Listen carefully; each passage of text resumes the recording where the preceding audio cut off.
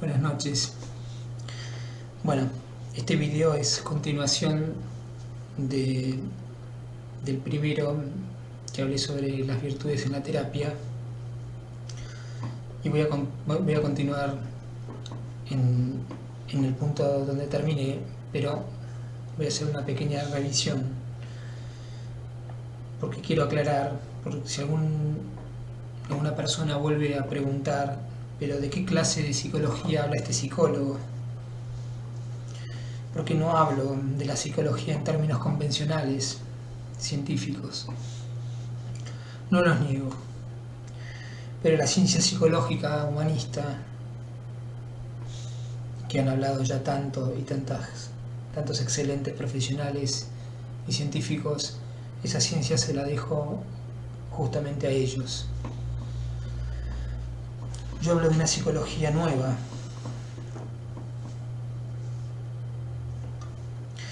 Es la psicología que lleva al hombre a desprenderse del hombre viejo, de su yo antiguo, y revestirse del hombre nuevo. Hablo de una psicología que busca la identificación, una configuración con Jesús, con Cristo en su todo, donde está incluida, por supuesto, la dimensión psíquica. Y esa identificación, y me seguirán escuchando, se alcanza principalmente a través de la comunión sacramental y la adoración eucarística. Es allí donde nos sumergimos misteriosamente en Jesús, y de ahí en más, como que concluye mi tarea. Jesús hace el resto. En algún video anterior yo dije que era como el cartel que señalaba la playa donde estaba este océano infinito, que era Dios. Este océano insondable de misericordia que es el corazón de Jesús.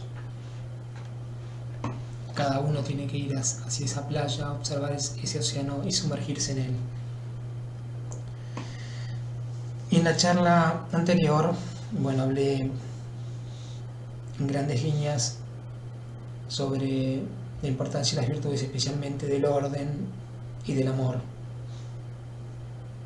Y me detuve a hablar que cuando uno se sumerge en ese océano que es Dios, todas las obras en él, por participación, se vuelven creativas, salvíficas y santificantes, o santificadoras.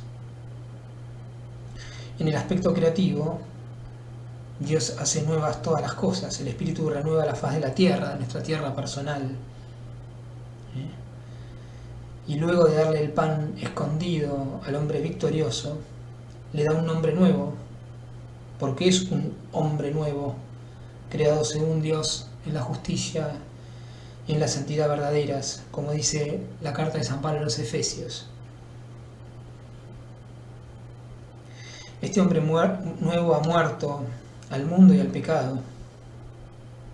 Decía San Ireneo de León, así como el pan que viene de la tierra, después de haber recibido la invocación de Dios, ya no es pan, sino Eucaristía, constituida por dos cosas, una terrenal y otra celestial, así nuestros cuerpos, y yo agregaría nuestra alma y todo nuestro ser, ya no son corruptibles, ya que tienen de esperanza la resurrección.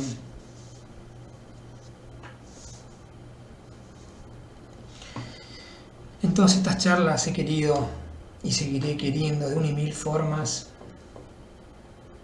con el mismo argumento, con un argumento o con otro argumento, mostrarles la importancia de Jesús en la Eucaristía. Y por supuesto desde mi posición de psicólogo, la importancia en el área afectiva de un vínculo eucarístico con Jesús. Me sigo asombrando de ver las iglesias vacías. Me sigue asombrando que nosotros no hacemos nada. Que nadie se sorprenda si a la desolación que estamos viviendo no venga el abominio, la abominación de la desolación. Como dice Sor Emanuel, esta monja bastante conocida en el ámbito de las apariciones de Medjugorje, la iglesia está pasando en este momento por el Getsemaní. Y nosotros como apóstoles la hemos abandonado. Hemos abandonado a Cristo, la cabeza del cuerpo místico de la iglesia, en el altar, en el tabernáculo, en la custodia.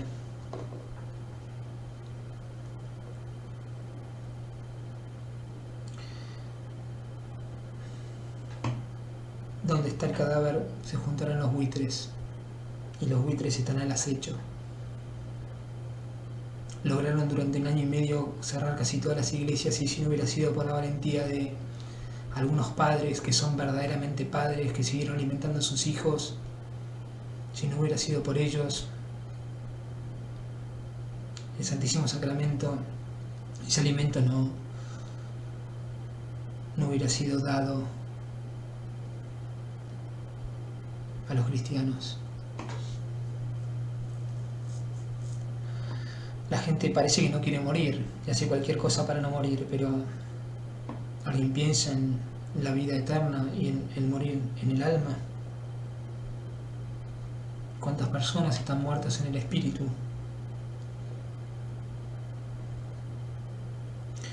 Y Cristo no puede dar la orden, sal fuera como a Lázaro, ni levántate como le dijo a la hija de Jairo, si nadie lleva esas almas a Cristo, o nadie va a buscar a Jesús. Jairo tuvo que ir a buscar a Jesús para que sanara a su hija, y cuando llegó ya su hija había muerto, pero Jesús la resucita. Si no llevamos a Cristo, no habrá resurrección, no habrá vida eterna para muchos de nuestros hermanos, y es nuestra responsabilidad.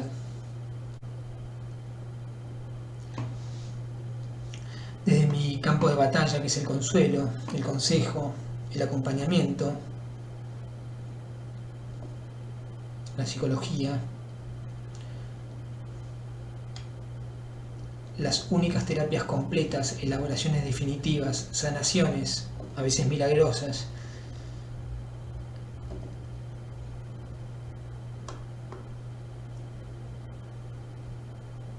en pacientes que vivían en gracia, recibían la comunión y adoraban asiduamente.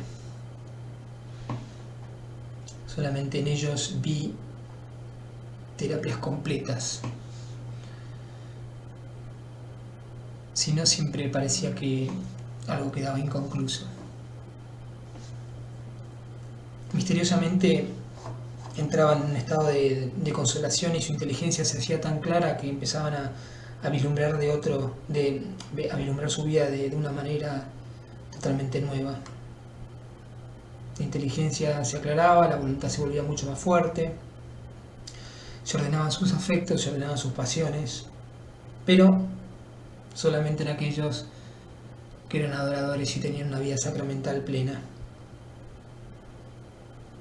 En ellos empezaban a vivir una vida nueva. Todos los dolores, las preocupaciones del pasado, del presente y del futuro no desaparecían, pero se inscribían en la aceptación del querer divino, la voluntad divina.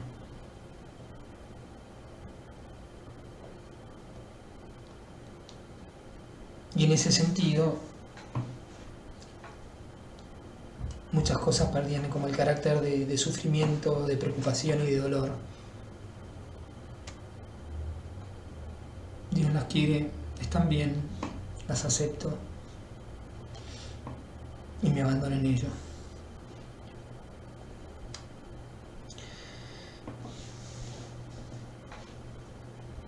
Y el otro día hablé de la dimensión creativa en la terapia. Hoy voy a hablar de la dimensión salvífica en la terapia o en la psicología. No de la terapia, sino la que se da en terapia en aquellos que viven una vida sacramental y adoran a Cristo. Como dice Juan Pablo II en Salvifici Doloris, la terapia debe penetrar en el sentido salvífico del sufrimiento.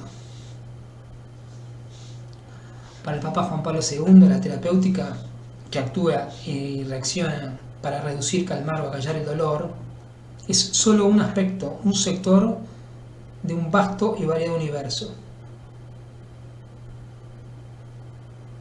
El hombre sufre por cosas que exceden, que van más allá de la psicología y de la medicina.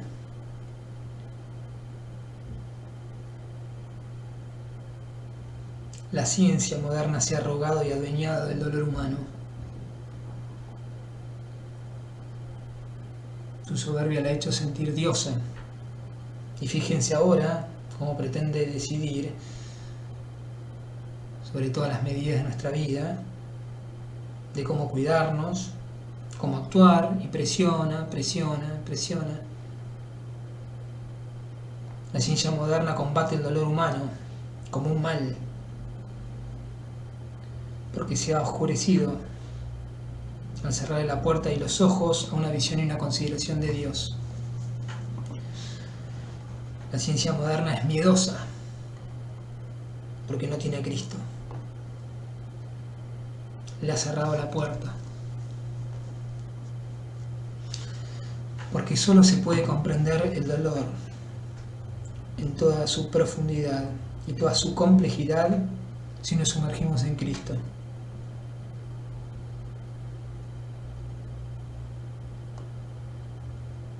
Y esta comprensión, vuelvo a decir, que se da principalmente a través de la comunión sacramental y la adoración eucarística.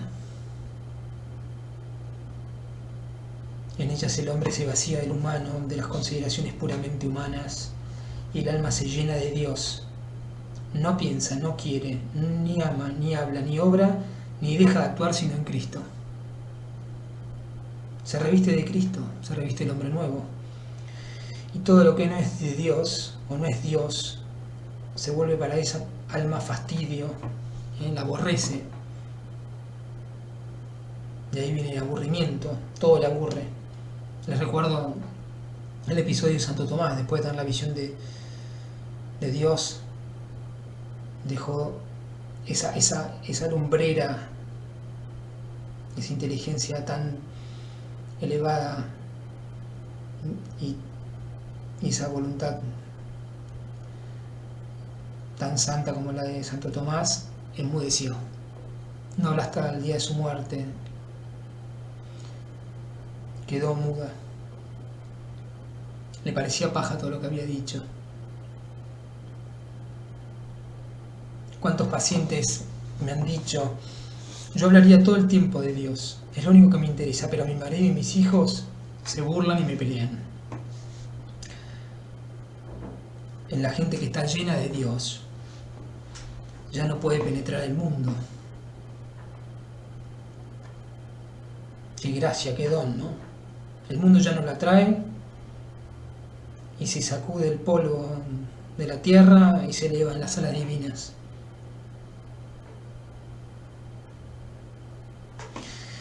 Vuelvo a la idea que el dolor no es un patrimonio exclusivo de la medicina, ni de la psicología, ni de las terapias psicofísicas. Mucho menos de la pseudoterapia de la New Age y todas esas prácticas orientales que son verdaderas liturgias paganas, pero que el hombre occidental, por su ignorancia, su necedad, las practica como gimnasia, como respiración, meditación, bla bla bla. Qué peligroso.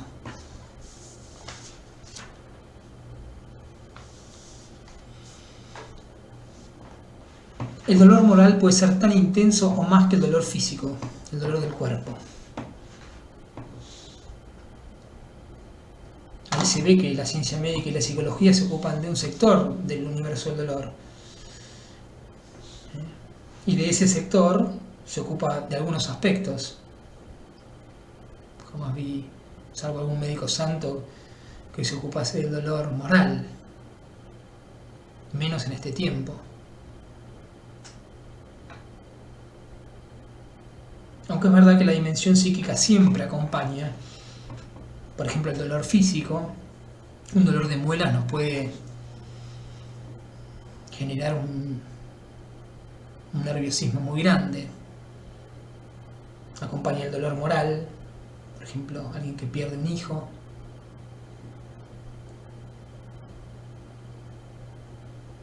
Un dolor espiritual, un cristiano piadoso que pierde el estado de gracia, puede conmoverse psíquicamente también. Qué amplio es el campo del dolor psíquico, pero la psicología no se ocupa de todos los dolores psíquicos, ni la medicina de todos los dolores psicofísicos tampoco. Quiere decir que se ocupa de un pequeño sector. Sin embargo, se arroga la capacidad de ocuparse de todos los dolores nuestros.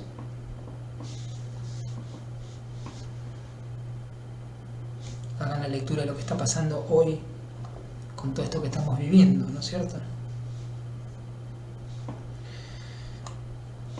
Frente al sufrimiento surge la pregunta ¿por qué? ¿Por qué me pasa esto? Recuerdo el día que mamá me vino a contar que papá se había muerto. Me dijo, te tengo que contar algo muy triste pero muy lindo, papá se fue al cielo.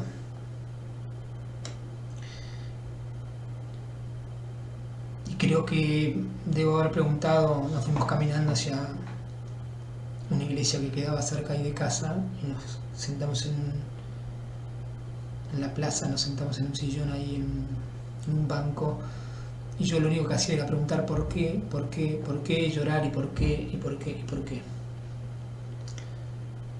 Incluso María una sola vez preguntó por qué, cuando lo perdió 3 días a Jesús en el templo. Ella ya estaba viajando de vuelta, había hecho un día de caminata, tardó otro día en volver, y al tercer día encontró a Jesús entre los maestros predicando. Preguntó por qué, por el dolor de haber perdido a su hijo. ¿Por qué nos has hecho esto? Y Jesús, en sus respuestas al por qué frente al dolor, responde con una respuesta con sentido. ¿No sabía que debía estar en las cosas de mi Padre? Después la Virgen, cuando volvió a perderlo durante la vida pública y los 3 días, o en esos 3 días que Jesús estuvo en la tumba, ya no preguntó por qué. Sabía que había un para qué, que había una finalidad, un sentido. La verdadera pregunta frente al dolor, la que da sentido, es ¿para qué este dolor?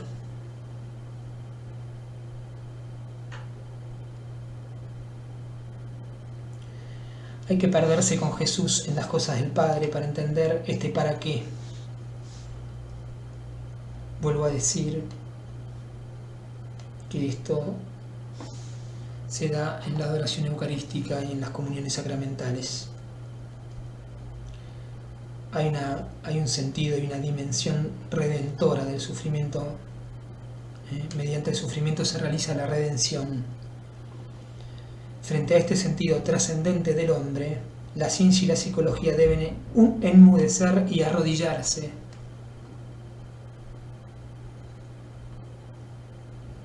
Dice la Biblia, porque tanto amó Dios al mundo que le dio a su Hijo único, para que todo el que crea en Él no muera, sino que tenga vida eterna.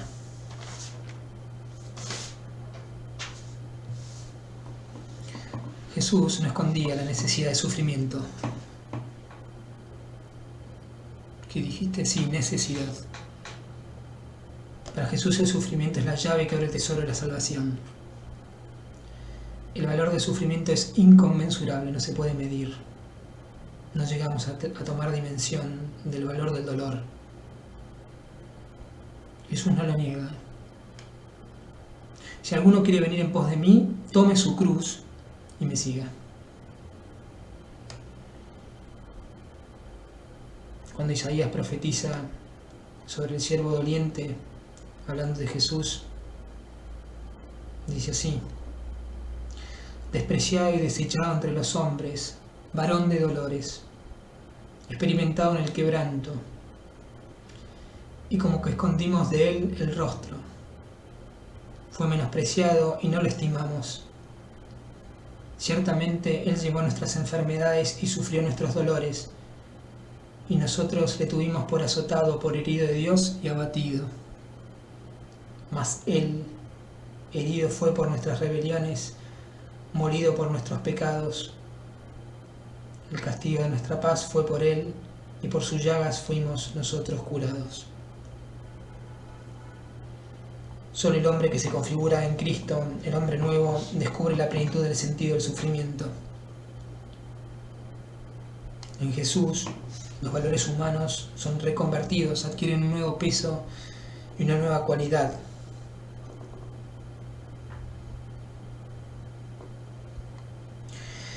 En la divina voluntad, tanto el dolor como la alegría, la tristeza, como el consuelo, la enfermedad, como la sanidad, tienen un valor nuevo, un valor creador, salvífico y santificador.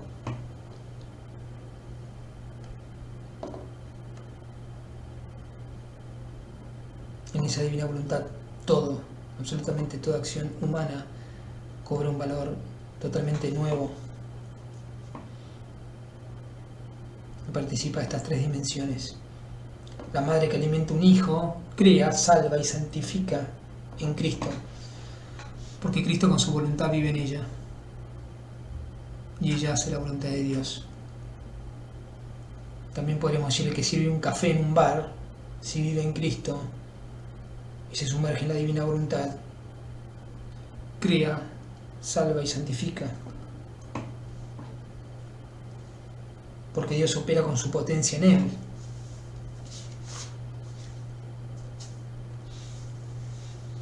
El que muere mártir también, y no en menor medida que el mozo del bar, porque toda acción y obrar divino en la criatura tiene una medida y un valor infinitos. Esto es un misterio. El sufrir o el gozar, lo material o lo inmaterial se reviste de Dios, la nueva creación, el reino llega finalmente porque visita al hombre, que es un hombre nuevo en Cristo Jesús. Está revestido de Cristo. Cito siempre a San Pablo: vivo yo, ya no yo, es Cristo que vive en mí. Y entonces el hombre valora las cosas y las realidades ya no como medida humana, sino como las valora Dios. Y quiere lo que Dios quiere. Incluso más, pierde la sensibilidad natural. Casi que se vuelve indiferente al mundo. Solo quiere lo que Dios quiere. Si es amor, amor. Si es desamor, desamor. Si es alegría, alegría. O si es dolor, dolor. Cuando el alma ha avanzado en la voluntad divina, se ha sumergido en ese océano divino, cesa su querer personal y solo importa lo que Dios quiere y lo que Dios dispone. Cesa la sensibilidad natural que nos hace huir del dolor, de lo que nos afecta, del desapego, del desamor, del no tener, del no ser considerados, etcétera, etcétera, etcétera. Le viene una fuerza nueva, nos hace fuertes en nuestra fragilidad. En 2 Corintios el Señor le dice a San Pablo: te basta mi gracia, mi mayor fuerza se manifiesta en la debilidad. Y en Efesios: esto no viene de ustedes, sino que es un don de Dios. Hay que pedirle a Dios el que nos sumerja en su divina voluntad.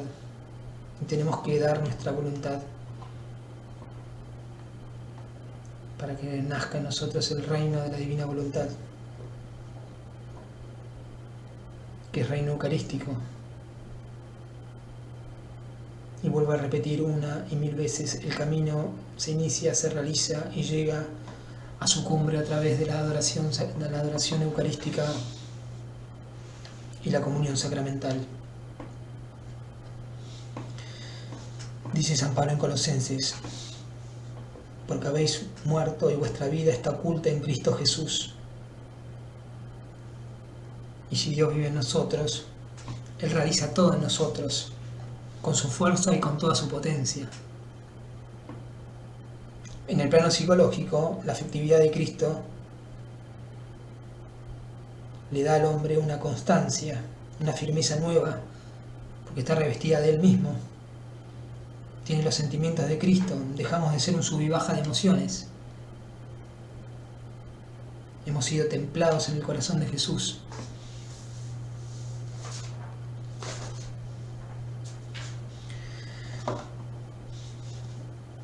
Y me gustaría, en este contexto donde se ha hablado de dolor, de sufrimiento, de aceptación de la voluntad divina, traerles a una compañera del consultorio.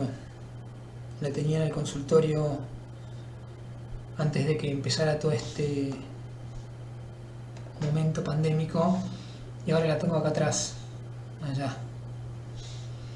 Posiblemente sea una futura santa de la iglesia, aunque ya lo es en el cielo. Muchas veces en la terapia busco su mirada cómplice y su sonrisa, y a veces me baja línea, como Santa Teresita. Comparten el mismo apellido de la Santa Faz. Esta santita se ha vuelto una gran amiga, una verdadera amiga. La podría haber llegado a conocer en la tierra, pero no. Pero ahora que está en el cielo, nos conocemos mucho. Se trata de una monja carmelita, murió hace unos años por un cáncer. Es la hermana Cecilia María de la Santa Faz, del monasterio de Santa Teresa y San José, del Carmelo de Santa Fe en Argentina. Y voy a leer algunas citas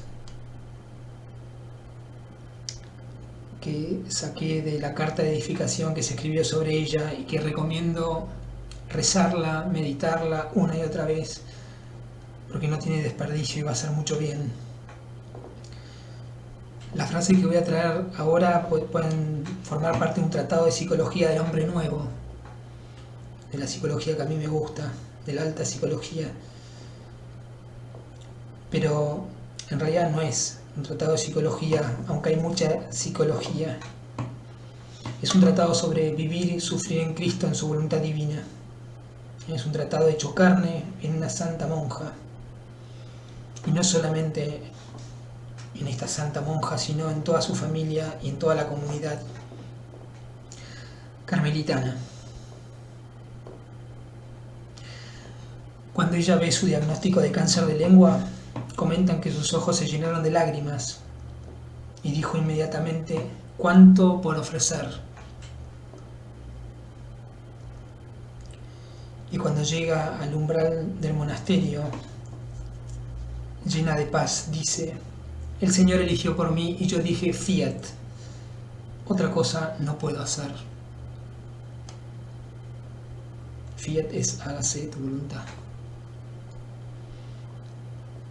Acá se ve que sumergida estaba Cecilia María en el océano de la voluntad divina, donde el dolor y la debilidad se pacifican por la fidelidad a la voluntad de Dios.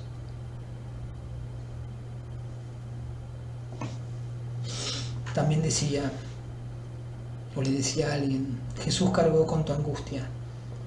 Cuando te vuelva la angustia, no tengas miedo. No hay que querer escapar. Hay que quedarse ahí diciendo: Jesús, en vos confío.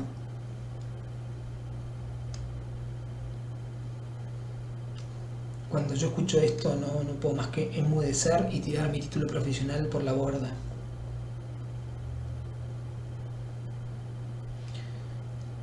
La sabiduría de estas palabras son tan grandes que cualquier ciencia es basura. Y es verdad que debe haber integración entre la ciencia y la fe, pero cualquiera de estas frases y otras que voy a decir hace que la ciencia se derrita como manteca, consumida por este fuego de sabiduría divina, depositada en una criatura que se unió a su esposo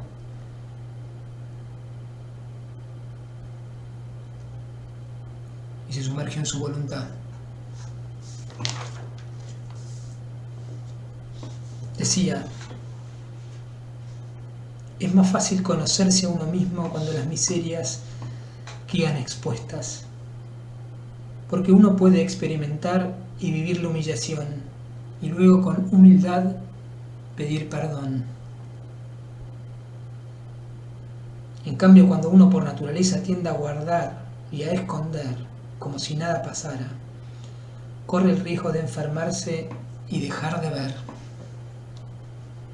Y así no se puede experimentar la misericordia de Dios, que es dejarnos amar por Él en nuestra debilidad y dejar que haga en nosotros su obra.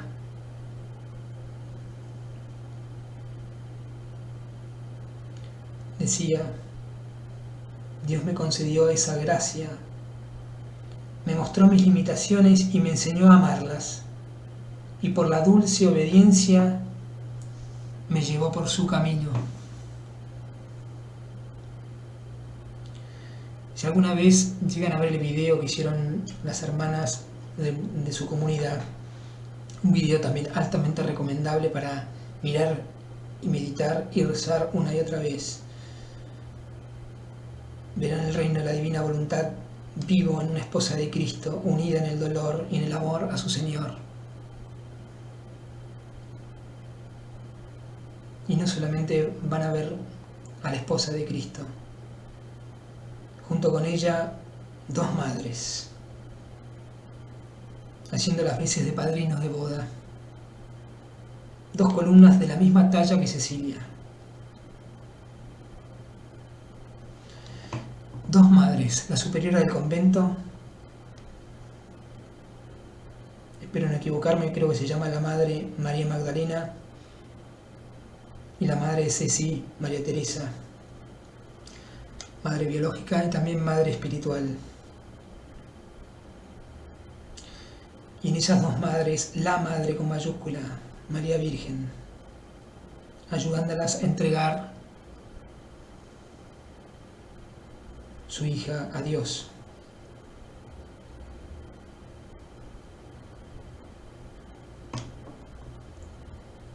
Estas 3 figuras con Ceci marcando el paso.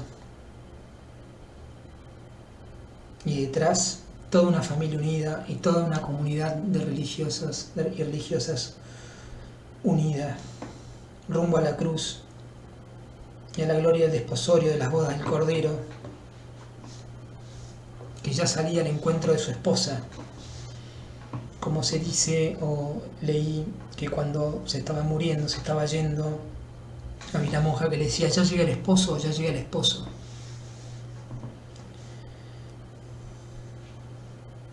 Qué testimonio tan grande. Son cristianos contemporáneos a nosotros, estos santos que viven escondidos en Cristo y muertos al mundo, que el mundo desconoce. Así viven, sufren y mueren los grandes hombres nuevos. Así nacen al cielo. Así viven, sufren y mueren las glorias de María, las glorias del Carmelo.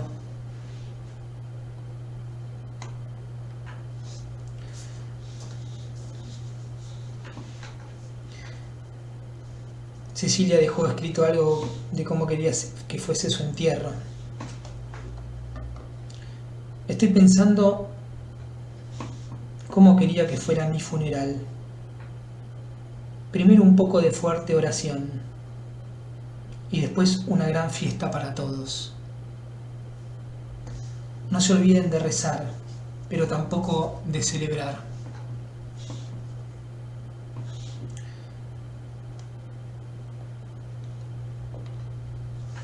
Y con San Pablo en la Epístola a los Romanos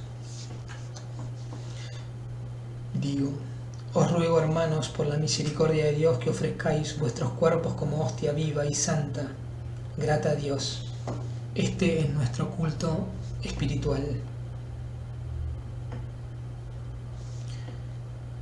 Este también es un legado de la hermana Cecilia María de la Santa Faz.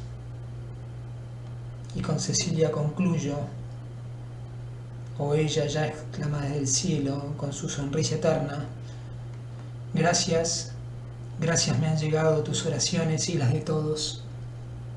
Mi ejaculatoria fue: Jesús, Hijo de Dios, mi Salvador, te amo. Amén.